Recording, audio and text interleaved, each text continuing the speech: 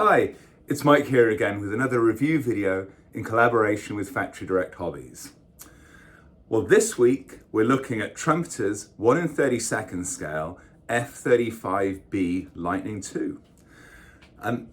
There's three versions of the Lightning, of the real aircraft. There's the A variant, there's the B variant, which is the vertical takeoff and landing version, and then there's the C variant, which is the US Navy's version, which has bigger wings, longer range, bigger capacity. In this case, obviously, we're building the F-35B. It's a beautiful aircraft. The F-35 in general has beautiful lines.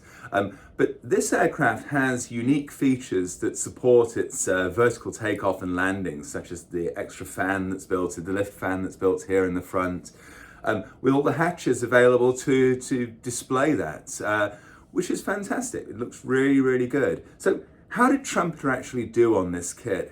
Well, they did a really, really good job. It was fantastic. The fit was beautiful. Just as I've made their C version as well. And this is every bit as good as that. Really, really good. All the parts fitted together nicely. The construction was slightly different to the C version. The C version has a single piece upper and lower, a single piece upper fuselage, a single piece lower fuselage. That's made more difficult with the vertical takeoff aspect of this. So this had a cockpit section, the wings were separate, the main fuselage was separate. And when I saw that, when I opened it up, I was a little concerned that I might end up with some gaps where the wings attach, or a gap on the fuselage, where the cockpit attaches to the main fuselage.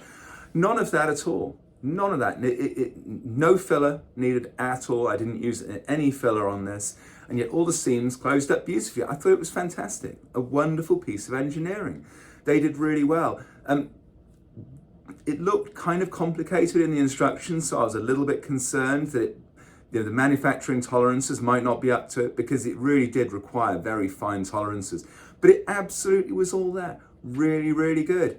The quality of the clear parts was excellent. I really, really loved the way that Trumpeter did attach the canopy.